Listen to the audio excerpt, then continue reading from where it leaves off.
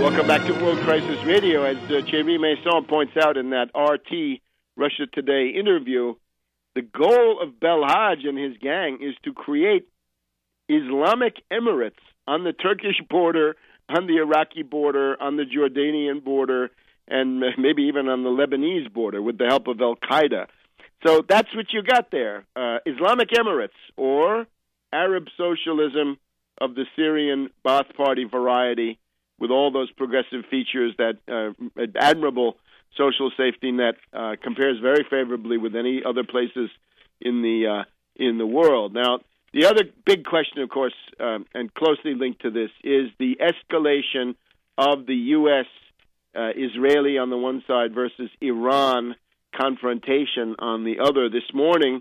And this morning means the New Year's Eve. It's the 30th of December here in Washington.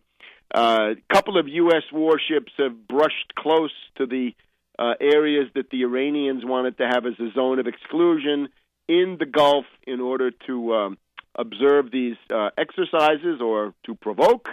So this obviously not very wise behavior.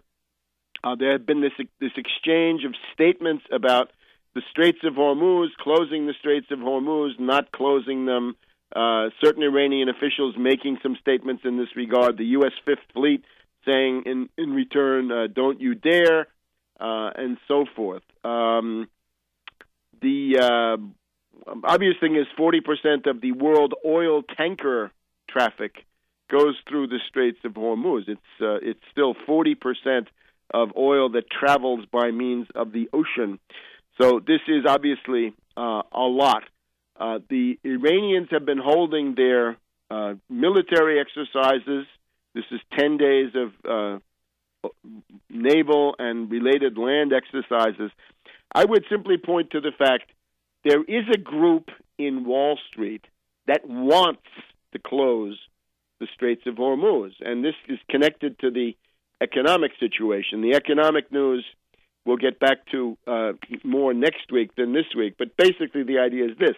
We are quite possibly close to an engineered, orchestrated attack on the euro that might bring it down.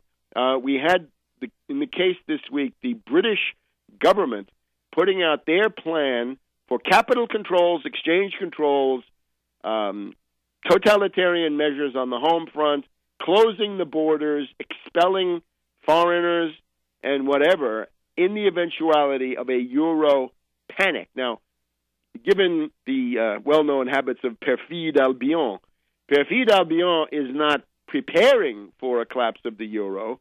The City of London and Perfide Albion are doing everything they can to cause, to create, to provoke the collapse of the euro. But at the same time, it ought to be clear that if you have that kind of a world panic, a chaotic breakup of the euro means panic and economic crash, interruption of supply, a violent contraction of all kinds of economic activity in continental Europe. But the pound crash will not be far behind.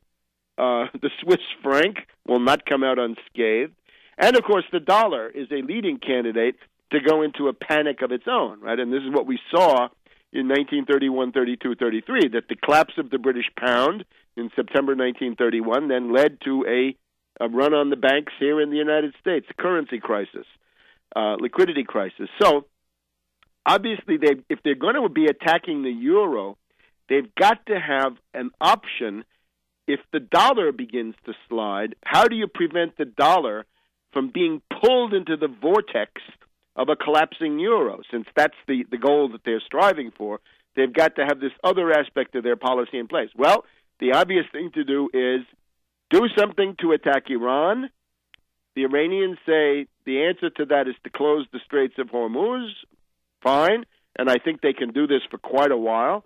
You could just imagine, right, the use of mines along the coast there, the use of just normal artillery. The waterways are very narrow.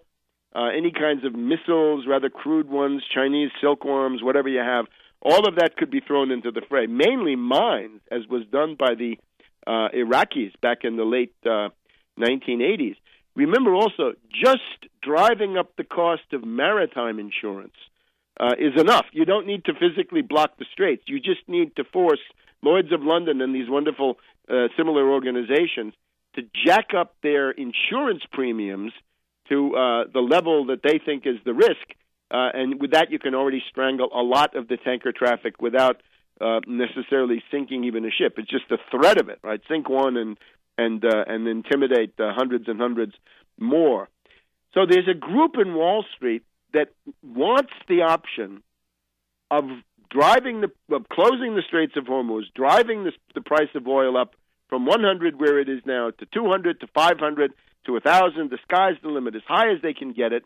They will be coming in with credit default swaps. They'll be using the London deregulated ICE exchange, and that will create a huge demand for dollars, unless and until somebody dumps the dollar. Now, moves to dump the dollar this week, we've had them, a huge one. China and Japan have decided to eliminate the dollar from their bilateral trade. Long overdue, undoubtedly long overdue because of the notorious timidity of the various Japanese governments. But now they've finally done it. The role of the dollar in international trade, just like the British pound in the 19th century and beyond, is to skim profits off the top of productive activity and trade. So the U.S. has now been locked out of skimming. The Wall Street gang and the London Eurodollar gang have now been shut out of skimming off China-Japanese trade. Now, that could already begin to, that's a huge amount of trade. That could already begin to have a serious negative impact on Wall Street and the City of London in the coming year. So you could say we've seen all this stuff with Iran before, many times. 2004, right? Then we had Operation Bite in 2007. We've had numerous emergencies of this type. The difference now is that you've got this somewhat vocal and growing group in Wall Street who say this would not be a bad thing. This would actually save us. Now, one listener wrote in and said, but aren't you forgetting the productive economy? Wall Street does not give a damn about the productive economy. They could care less about the productive economy. They don't care about a consumer. They don't care about a motorist who has to buy gasoline to commute. They don't care about a generating company that's got to somehow produce electricity. They don't care about any of this. They're in the world of purely paper, derivatives, speculation, these huge flows of hot money, the casino economy. And they are completely oblivious to the idea that underneath all that, you better put fuel in the tractor or you won't have anything to eat. They can't think this far. This is simply beyond their ken.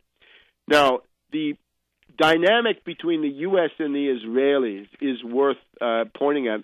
I had an occasion to talk about this on Press TV this week. I had Press TV and a couple of times in the past week. So take a look at tarpley.net for those.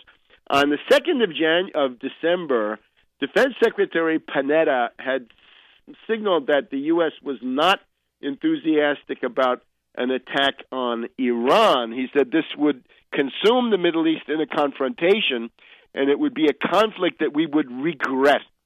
At that point, the Israelis became highly indignant. They sent their ambassador Oren here in Washington to the State Department with an official démarche. How dare you say this? So that by the 19th of December, flying back from Iraq, Afghanistan, and Libya, one might say, wrapping up two failed wars, because Libya is in continuous guerrilla warfare, and Iraq quite similar.